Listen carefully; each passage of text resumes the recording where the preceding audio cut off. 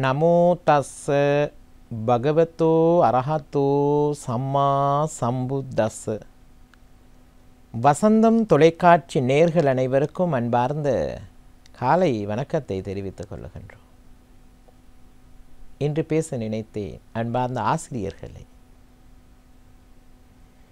ஆசிரியர் பதவி என்பது இந்த உலகத்தின் முதல் கட்டம். குரு ஆச்சாரிய தேவோபவ என்று சொல்லுவார்கள். ஆசிரியர் என்பவர் குரு. ஒருபோதும் மாணவன் குருவுக்கு ஒருபோதும் தட்சணை கொடுக்க முடியாது. எவ்வளவு தட்சணை கொடுத்தாலும் அந்த ஆசிரியருடைய மனம் நிறைவடையாது. ஆனால் உங்களிடத்திலே படித்த ஒரு மாணவன் சிறந்த மாணவனாக, ஒழுக்கமுள்ள மாணவனாக, அறிவுள்ள மாணவனாக, ஆன்மீகத்தை தெரிந்த மாணவனாக இந்த சமூகத்திலே தென்படும் போது உங்களுடைய மனம் நிறைவாக இருக்கும். அதுவே இந்த உலகத்தின் உயர்ந்த தட்சணை. இப்படி ஒரு தட்சணை உங்களுக்கு தேவையா? உங்கள் கண்களுக்கு தேவையா? மனதிற்கு தேவையா? அப்பொழுது நீங்கள் என்ன செய்ய வேண்டும்? சிந்தித்து பாருங்கள். ஆசிரியர் என்ற பதவியை எவ்வளவு அழகாக பயன்படுத்த வேண்டும். இன்று ஆசிரியர் என்ற பதவி தொழிலாக மாறிவிட்டது. இது ஒரு பதவி. ஆசிரியர் என்ற பதவி தொழிலாக மாறிவிட்டது. மாத சம்பளம் 7 மணியிலிருந்து 2 மணி வரை என்று. அதுக்கிடையில் நீங்கள் உங்களுக்கு கொடுத்ததை செய்கின்றீர்கள். புத்தகத்தை முடிக்க வேண்டும், சப்ஜெக்ட் முடிக்க வேண்டும். போட்டியின்றி போட்டிக்குள்ளே ஒரு பொறாமை வந்துவிட்டது ஆசிரியர்களுக்குள்ளே. ஆசிரியர்களாகிய நீங்கள் ஒவ்வொரு பாடசாலைகளிலும் போட்டி போட்டு கொண்டிருக்கின்றீர்கள். பொறுமை இல்லை. நான் யார் என்பதை இன்னும் நீங்கள் யாரும் உணரவில்லை. ஏன் இதுகளை கூற வேண்டும் என்று விரும்பினேன். சமூகத்தை பார்க்கும்போது பயமாகவும் இருக்கின்றது, கவலையாகவும் இருக்கின்றது. நாளை பிறக்கும் குழந்தைக்கு என்ன கிடைக்கப் போகின்றது என்ற ஒரு கவலை இருக்கின்றது. ஆகையால் அன்பார்ந்த ஆசிரியர்களே, சற்று யோசித்து பாருங்கள். உங்களுடைய பதவி எவ்வளவு இந்த உலகத்திற்கு முக்கியம். மாதா மாத்ரு தேவோ பவ, பிதா பித்ரு தேவோ பவ, குரு ஆச்சாரிய தேவோ பவ. குரு தட்சணை என்பது இந்த உலகத்தில் ஒரு மாணவனுக்கு கொடுக்க முடியும் தன் வாழ்க்கையின் ஒழுக்கத்தின் ஊடாக. இன்று எங்களுடைய மாணவர்களை பார்க்கும்போது ஒழுக்கமே எங்கள் கண் முன் தென்படுவது கிடையாது. ஒழுக்கம் இல்லை, அன்பான வார்த்தைகள் கிடையாது, பண்பான வார்த்தைகள் கிடையாது, நல்ல பழக்க வழக்கங்கள் கிடையாது. மலசலக்கூடம் போய் எப்படி தண்ணீர் ஊற்றுவது என்று கூட இன்று எம் மாணவர்களுக்கு தெரியவில்லை. ஒரு பாடசாலையை எப்படி வைத்துக்கொள்ள வேண்டும் என்று தெரியவில்லை. படிக்கும் இடத்தை எப்படி வைத்துக்கொள்ள வேண்டும் என்று தெரியவில்லை. மாணவர்களுக்கு எப்படி தெரியும்? முதல் ஆசிரியர்கள் தெரிந்திருக்க வேண்டும். சொந்த விடயம் பாடசாலைக்கு வெளியிலே இருக்க வேண்டும்.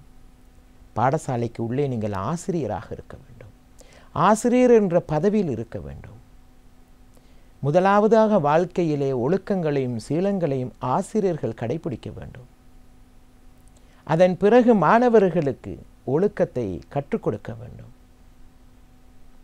எப்படி என்றதை புரிய வைக்க வேண்டும். காரணம், நீங்கள் ஆசிரியர். உங்கள் கையில் இருக்கின்றது. முதலாவதாக ஒவ்வொரு பாடசாலைகளிலும் உள்ள ஆசிரியர்கள் ஒற்றுமையாக இருங்கள். தொழில் என்றதை பார்க்காதீர்கள். உங்களுக்கு 1000 பிரச்சனைகள் இருக்கலாம். ஆனால் அந்த சேவைக்கு நீங்கள் வந்தது விரும்பி, ஆசைப்பட்டு வந்தீர்கள். உங்கள் கையில் இருந்துதான் இந்த உலகம் மாறப்போகின்றது. ஒரு சமூகம் மாறப்போகின்றது. ஒரு மாணவன் மாறப்போகின்றான். ஒரு குடும்பம் மாறப்போகின்றது. உங்கள் கையில் இருந்துதான், உங்களிடத்திலிருந்து தான் தேவை. ஆகையால் நீங்கள் படித்து பட்டங்கள் பெற்றதால், நீங்கள் எல்லா விடயங்களையும் சரியாக படித்ததால் தான் ஆசிரியர் என்ற பதவி கிடைக்கின்றது. இல்லை, வெறுமனவே யாருக்கும் ஆசிரியர் பதவி கிடைப்பதே கிடையாது.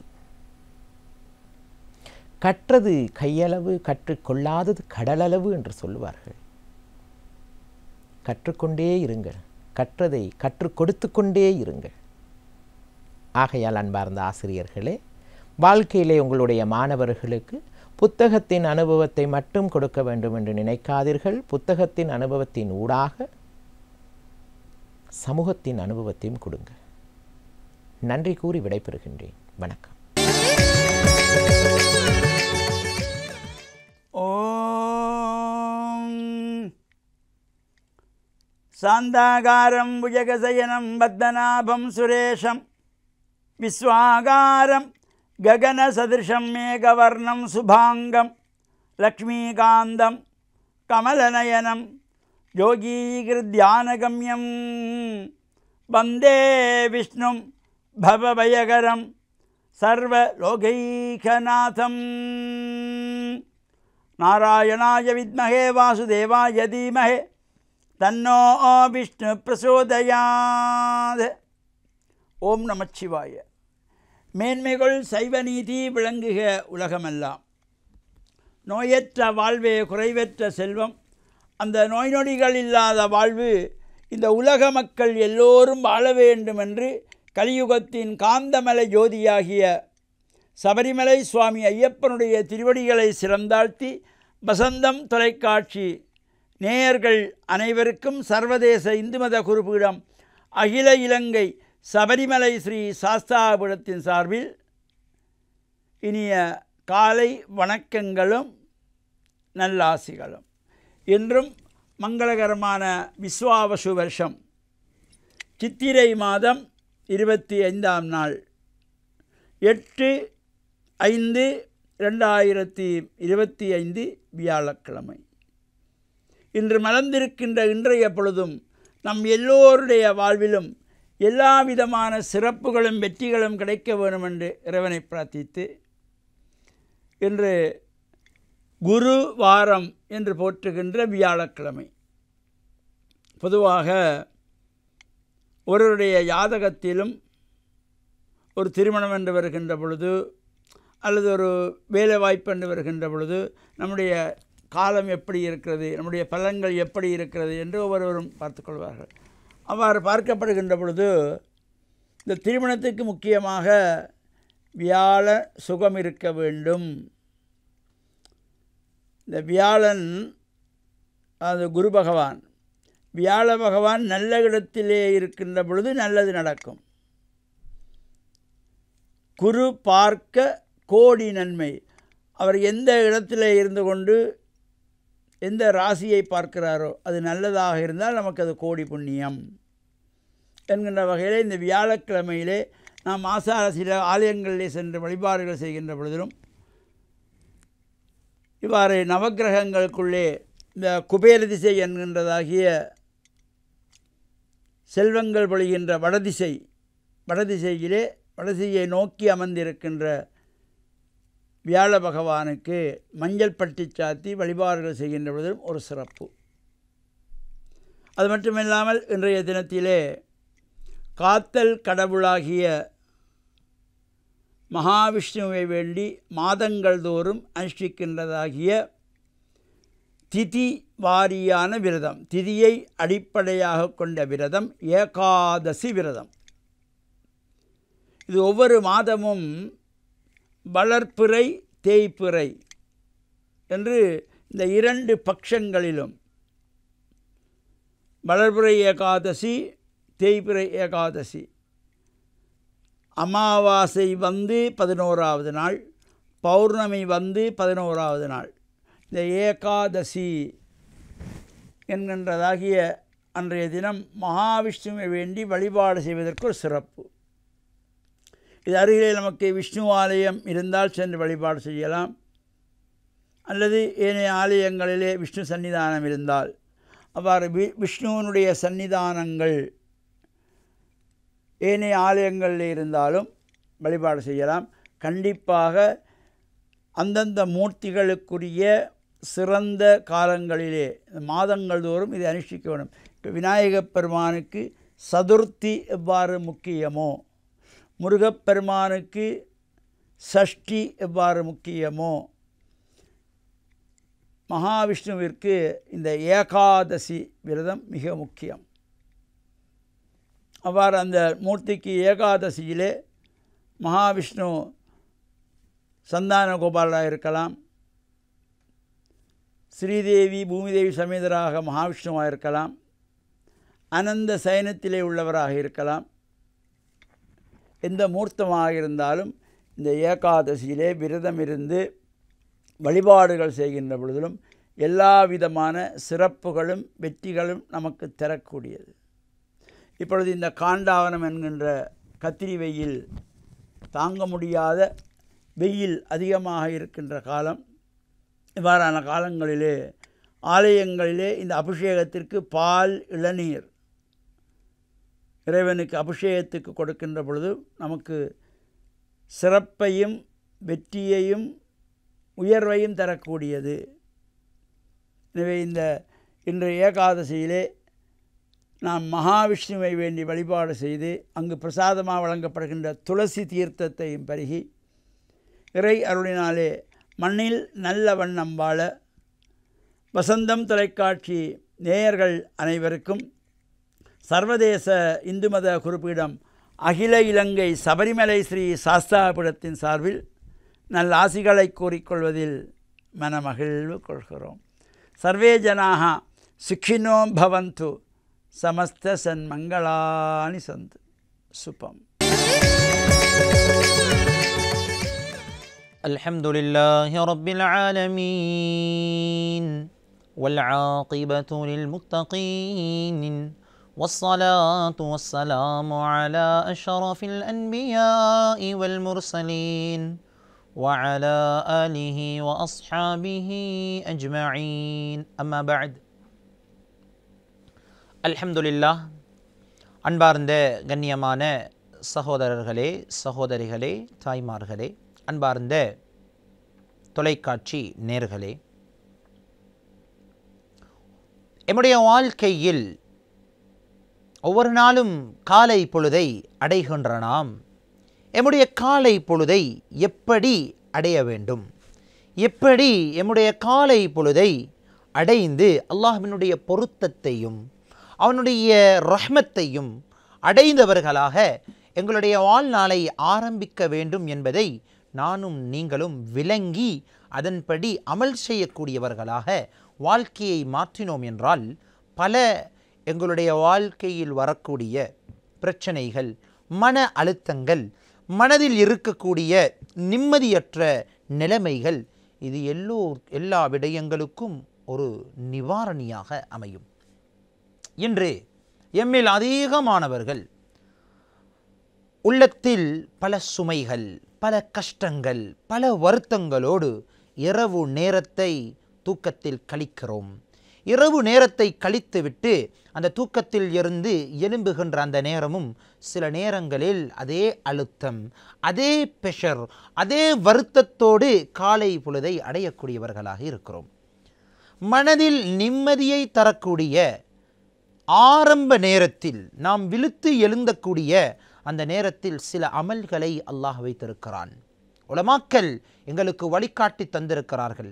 அந்த ஆரம்ப நேரம், அந்த ஆரம்ப நேரத்தில் அந்த நிலைமைகளோடு உங்களுடைய வாழ்க்கையை ஆரம்பித்து பாருங்கள். இன்பமாக இருக்கும், சந்தோஷமாக இருக்கும், ஒரு ஆனந்தமாக இருக்கும்.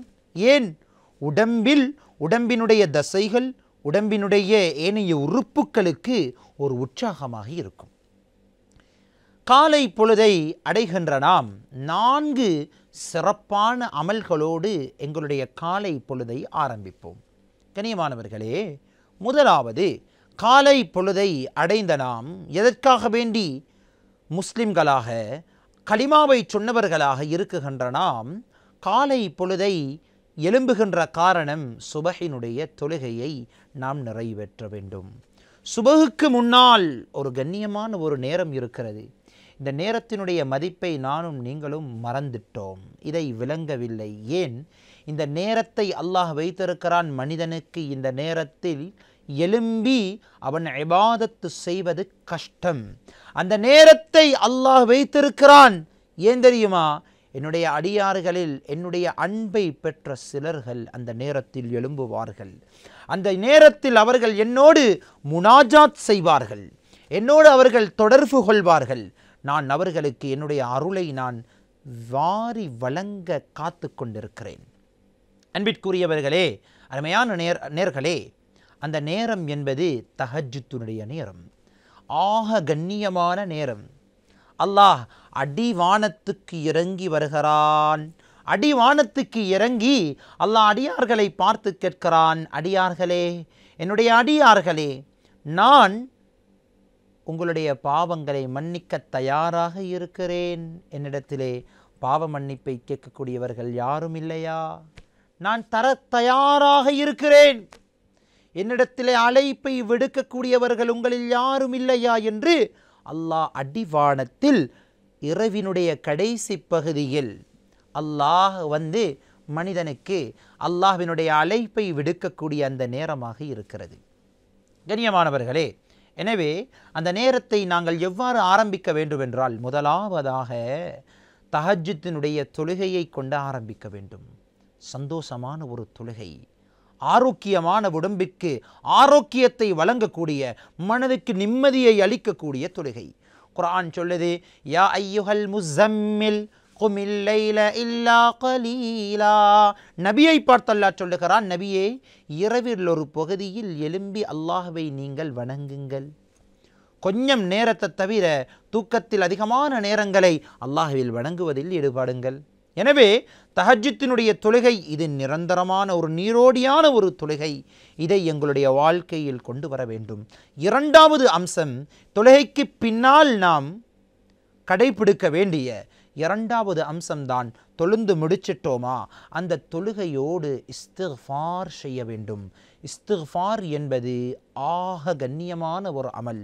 இந்த தொழுகையோடு தஹஜ்ஜுத்துடைய நேரத்தில் இஸ்திக்ஃபார் செய்வது என்பது இது நபிமார்களுக்கு அல்லாஹ் கொடுத்த ஒரு பாக்கியம். குர்ஆனில் அல்லாஹ் சொல்லுகிறான், வஹும் பில் அஸ்ஹாரி ஹும் யஸ்தக்ஃபிரூன். அந்த நபிமார்கள் இவர்கள் இஸ்திக்ஃபாரை தஹஜ்ஜுத்துடைய நேரத்தில் செய்வார்கள். எனவே அவர்கள் நபிமார்களாக அல்லாஹ் மாற்றினான் என்ற சில விடயங்களையும் உலமாக்கள் பதிவு செய்திருக்கிறார்கள். எனவே தஹஜ்ஜுத்துடைய நேரத்தில் தொழுவது முதலாவது அமல்.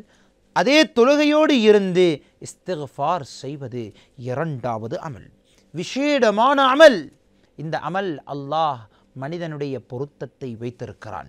அன்பிற்குரியவர்களே, இந்த இஸ்திக்ஃபார் செய்வதோடு இந்த மனிதன் அந்த நேரத்தில் இஸ்திக்ஃபாருக்கு பின்னால் அல்லாஹ்விடத்திலே கையேந்து அழ வேண்டும்.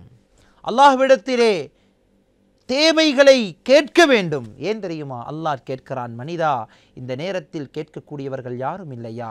நான் தர காத்து கொண்டிருக்கிறேன். எனவே இந்த நேரத்தில் அல்லாஹ்விடத்திலே அழைத்து அல்லாஹ்விடத்திலே துஆவை கேட்டு அல்லாஹ்வினுடைய அருளை பெறக்கூடிய நல்லவர்களாக மாற வேண்டும். நான்காவது அமல், இதற்கு பின்னால் அல்லாஹ்வினுடைய திக்ரோடு நிதானத்தோடு எங்களுடைய வாழ்க்கையை கொண்டு செல்லக்கூடிய நேரத்தில் நிம்மதியையும் சந்தோஷத்தையும் வாழ்க்கையில், எங்களுடைய சுய வாழ்க்கையில் நாங்கள் காணக்கூடிய நிலைமையை அல்லாஹ் ரப்புல் ஆலமீன் உண்டாக்கி அருள்வான். எனவே இந்த நிலைமைகளை அடையக்கூடிய பாக்கியத்தை வல்ல ரஹ்மான் எம் அனைவருக்கும் தந்தருள்வானாக. வ ஆகிரு தஅவானா அல்ஹம்துலில்லாஹி ரப்பில் ஆலமீன். அஸ்ஸலாமு அலைக்கும் வரஹ்மத்துல்லாஹி வபரகாத்துஹு. வசந்தம் டிவி நேயர்களே, மறுபடியும் இந்த கால வேளையில் உங்கள் ஒவ்வொருவரையும் கிறிஸ்தவ சிந்தனைக்கு மிகவும் அன்புடனே வாழ்த்து வரவேற்பதிலே பெரும் மகிழ்ச்சி அடைகின்றேன். கிறிஸ்து இந்த பூமியில் வாழ்ந்த நாட்களிலே யோவான் நற்செய்தி 10ஆம் அதிகாரத்திலே அவர் சொல்லுகின்றார், நானே நல்ல ஆயன், நான் ஒரு மேய்ப்பன் என்று இயேசு சொல்லுகிறதை நாம் பார்க்கிறோம். மேய்ப்பன் என்றால் யார் தெரியுமா? மேய்ப்பனுடைய நல்ல சுபாவங்கள் 5 காணப்படுகிறது. ஒன்று, மேய்ப்பன் வழி நடத்துபவராக இருப்பார். அவர் ஆடுகளுக்கு முன்னதாக சென்று அவருடைய சத்தத்தை கேட்டு ஆடுகள் அனைத்துமே பின் சென்று வரும். அது மாத்திரமல்ல, அந்த ஆடுகளுக்கு நல்லா பராமரிக்கிறவராக அந்த மேய்ப்பன் காணப்படுவார். எப்பொழுது அதுக்கு நோய் வருமோ அல்லது அந்த ஆடுகளுக்கு என்னென்ன பிரச்சனைகள் வருமோ அப்பொழுதெல்லாம் முகம் சீரும் சிறப்புமாக அதனை பராமரிக்கிறவராக மேய்ப்பன் காணப்படுவார். மூன்றாவதாக, ஆங்காங்கே பாம்புகளோ அல்லது கரடியோ சிங்கமோ அல்லது வனவிலங்குகளினாலே ஆடுகளுக்கு எந்த தீமை வராதபடிக்கு அதை பாதுகாக்கிறவராக அவர் காணப்படுவார். கிறிஸ்து தன்னை பார்த்து சொல்கிறார், நானே ஆடுகளுக்கு மேய்ப்பனாய் இருக்கிறேன். ஏன் அப்படி சொன்னார் தெரியுமா? அவருடைய அனுதின வாழ்க்கையில் இந்த பூமியிலே ஒரு மேய்ப்பனாகவே அவர் செயல்பட்டார். பிரியமானவர்களே, ஒவ்வொரு தகப்பனும் வீடுகளிலே ஒவ்வொரு தாயும் கூட தன்னுடைய பிள்ளைகளுக்கு மேய்ப்பனாக இருக்க வேண்டும். அதனைத்தான் கிறிஸ்து ஒரு மாதிரி வாழ்வாக இந்த பூமியிலே அவர் வாழ்ந்து காட்டினார். அவர் வாழ்ந்த சமூகத்திலே, சமுதாயத்திலே இப்படிப்பட்ட சுபாவங்கள் உடையவராக அவர் காணப்பட்டார். அது மாத்திரமல்ல, நீங்கள் பார்த்தீர்கள்னு சொன்னால் இந்த மேய்ப்பன் என்பவன் ஆடுகளை எப்பொழுதுமே ஆடுகளுக்காக பணியாற்றுகிறவனாக, இரவு பகலாக தூக்கம் விழித்து பணியாற்றுகிறவராக அவர் காணப்படுவார். அது மாத்திரமல்ல, இந்த ஆடுகளுடைய உயிரை காப்பதற்காக சில வேளைகளிலே கொடூரமான வன விலங்குகள் வரும் பொழுது, சிங்கம், கரடி போன்றவெல்லாம் வரும் பொழுது அதனுடனே சண்டை பிடித்து சில வேளைகளிலே தன் உயிரை கூட அவர் தியாகம் செய்ய வேண்டிய ஒரு நிலைக்குள், ஒரு நிர்பந்தத்துக்குள் அவர் கடந்து செல்கிறவராக அந்த மேய்ப்பன் காணப்படுவார். ஆகவே கிறிஸ்து இந்த முன்னுதாரணத்தை எடுத்து, நானே மேய்ப்பன், நான் இப்படிப்பட்ட ஒரு வாழ்க்கையைத்தான் வாழ்கிறேன், வாழ்ந்து காட்டுகிறேன் என்று சொல்லி, அந்த ஒரு மேய்ப்பனை எப்படி ஆடுகளுக்காக உயிரை கொடுப்பது போல கிறிஸ்துவம் கல்வாரி சிலுவையிலே தன் உயிரை கொடுத்தார். ஆடுகளாம் மக்களுக்காக. அப்படியான தேவ பிள்ளைகளே, வளர்ந்து விட்டது அல்லவா புதிய நாள். நானும் நீங்களும் பல வடிவங்களிலே, பல இடங்களிலே, பல மேய்ப்பத்துவ பணியை செய்ய அழைக்கப்பட்டிருக்கிறோம். நான் தொடக்கத்தில் சொன்னது போல ஒரு தாய், ஒரு தகப்பன் குடும்பத்தினுடைய பிரதான மேய்ப்பர்களாக காணப்படுகிறார்கள். அப்படியான கேட்க வேண்டிய கேள்வி என்ன தெரியுமா? நாங்கள் எங்களுடைய பிள்ளைகளை எந்த அளவுக்கு சரியாக வழிநடத்துகின்றோம்? எங்களுடைய அடிச்சுவடையில் பின்பற்றுகிற அளவுக்கு நாங்கள் சரியாக அவர்களுக்கு வழிகாட்டுகின்றோமா? அவர்களை சரியாக அவர்களை பராமரிக்கின்றோமா? நாங்கள் கேட்க வேண்டும். இன்றைக்கு சமூக வலைத்தளம் தலை தூக்கி காணப்படுகின்ற சமுதாயத்திலே அவர்களை நாங்கள் செவ்வையாக அவர்களை பாதுகாக்கின்றோமா? நண்பர்கள், சிநேகிதர்கள், இன்றைக்கு அநேக பிள்ளைகளை கெடுக்கக்கூடியதான போதை வஸ்துக்களெல்லாம் வந்துவிட்டது அல்லவா?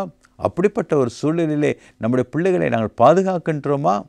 அது மாத்திரமல்ல பிரியமானவர்களே, எங்களுடைய பிள்ளைகளுடைய எவ்வளவு நேரத்தை செலவிடுகின்றோம்? அவர்களுக்காக பணியாற்றுகின்றோமா? அல்லது வெறுமனே உணவு, உரைகளை கொடுத்துவிட்டு அவர்களுக்கு பாடசாலைக்கு அனுப்பிவிட்டு எங்களுடைய கடமை முடிந்தது என்று சொல்லி ஓரமாக ஒதுங்கி விடுகின்றோமா? எவ்வளவு நேரம் எங்களுடைய பிள்ளைகளுக்காக நாங்கள் பணியாற்றி கொண்டிருக்கிறோம்? எங்களுடைய பிள்ளைகளுக்காக உயிரை கூட துறக்கக்கூடிய அளவுக்கு தியாகம் படுகிறோமா பிள்ளைகளுக்காக? இப்படியாக கடவுளுடைய மக்களே, ஒரு தாய் தகப்பன் மாத்திரமல்ல, நாங்கள் ஒரு கம்பெனியுடைய ஒரு பிரதானியாக காணப்படலாம், ஒரு தனியார் கம்பெனி நாங்கள் பணியாற்றலாம், அல்லது ஒரு அரசாங்க உத்தியோகத்தராக இருக்கலாம். நாங்கள் எந்த பதவியில் இருந்தாலும் பிரியமானவர்களே, நாங்கள் ஒரு மேய்ப்பனை போல நாங்கள் அந்த இடத்திலே பணியாற்ற நாங்கள் அழைக்கப்பட்டவர்களாய் காணப்படுகிறோம். அப்படியானால் இதோ வளர்ந்து விட்டது ஒரு புதிய ஒரு நாள் அல்லவா? இந்த புதிய நாளிலும் கூட கிறிஸ்து உங்களை பார்த்து கேட்கிறார், மனிதா, சகோதரனே, சகோதரியே, உன்னுடைய வாழ்க்கையிலே நீ ஒரு மேய்ப்பனாக நீ வாழ அழைக்கப்பட்டிருக்கிறாய் அல்லவா? உன்னை சுற்றி சூழ ஒரு கூட்ட மக்கள் இருக்கிறார்கள். சில அது உன்னுடைய கணவராக, மனைவியாக இருக்கலாம், பிள்ளைகளாக இருக்கலாம், வேலை தளத்தில் வேலை செய்கிற பணியாட்களாக இருக்கலாம். அவர்கள் மத்தியிலே அவர்களை சரியாக நீ வழி நடத்துகின்றாயா? அவர்களை சரியாக பராமரிக்கின்றாயா? அவர்களை சரியாக பாதுகாக்கின்றாயா? அவர்களுக்கு நீ நேர்த்தியான விதத்திலே பணியாற்றுகின்றாயா? ஏன் அவர்களுக்காக எந்த தியாகத்தையும் கூட செய்வதற்கு நீ முன்வந்தாயா? இது போன்ற காரியங்களை கிறிஸ்து நம்மை பார்த்து கேட்கிறவராக இருக்கிறார். அப்படியான நாங்கள் கொடுக்கக்கூடிய மாறுத்தரம் என்ன? பதில் என்ன? நீங்கள் தான் விடையை கூற வேண்டாம். இதனை குறித்து ஆழமாக சிந்தியுங்கள். கடவுள் தாமே உங்களை ஆசீர்வதிப்பாராக.